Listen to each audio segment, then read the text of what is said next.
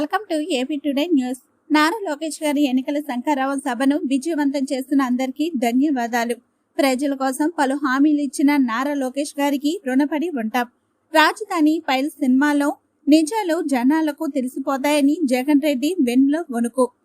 గంట్యాడలో జరిగిన మీడియా మిత్రుల సమావేశంలో మాజీ ఎమ్మెల్యే నియోజకవర్గ ఇన్ఛార్జి డాక్టర్ కేఏ నాయుడు. ప్రపంచంలో ఇట్స్ ఎ ట్రెండ్, ఒక భారతదేశం ఆంధ్రప్రదేశ్లోనే కాదు, ఇట్స్ ఎ ట్రెండ్. ప్రపంచంలో నలుమూలలో జరుగుతూ ఉంటుంది.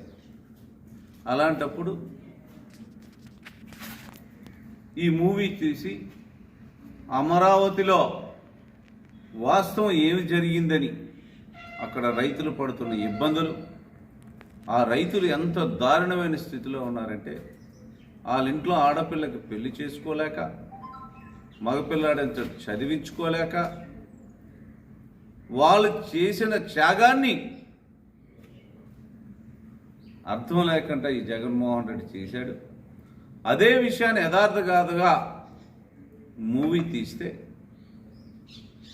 ఈ దుర్మార్గుడికి ప్రజల్లోకి ఆ మూవీ వెళ్తే ఇతడు తరిమి కొడతారని చెప్పి భయం పుట్టి రెవెన్యూ సిబ్బందితో పోలీస్ సహకారంతో సినిమా చూస్తున్న ప్రేక్షకులను బయటకు వెళ్ళగొట్టాడంటే ఎవడిచ్చాడు ఈ జగన్మోహన్ రెడ్డికి అధికారం? నువ్వు సినిమా చూడకుండా ఆపే అధికారం నీకెవడిచ్చాడు ప్రజాస్వామ్యంలో? అలాంటిది నీకు ఏ అధికారంతో నువ్వు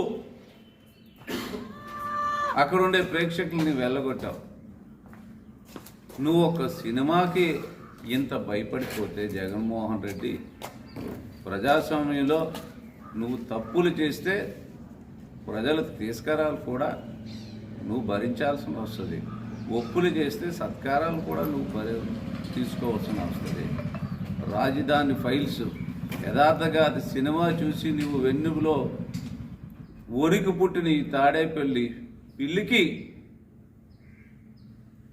ఇంత దౌర్జన్యకాండ చేస్తున్న ఈ పిల్లికి ప్రజలు తొందరలోనే బుద్ధి చెప్పే సమయం ఆసన్నమైందని మీ ద్వారా ప్రజలందరికీ తెలియజేసుకుంటారు. అందరికీ నమస్కారం అండి. నిన్న ఏదైతే గజపతినగరం నియోజకవర్గంలో మా యువ నాయకుడు, జాతీయ పార్టీ ప్రధాన కార్యదర్శి శ్రీ నారా లోకేష్ గారి శంఖారావం మీటింగు గజపతినగరం నియోజకవర్గంలో ఉన్న 5 మండలాల నుంచి అభిమానులు, కార్యకర్తలు, అలాగే కేఎస్ఎస్లు, బూత్ ఇన్ఛార్జీలు, యూనిట్ ఇన్ఛార్జీలు, క్లస్టర్ కోఆర్డినేటర్సు, మా నాయకుల ఆర్గనైజేషన్లో అందరూ వచ్చి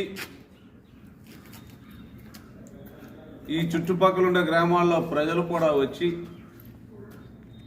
మా యువ నాయకుడిని ఆశీర్వదించడంతో పాటు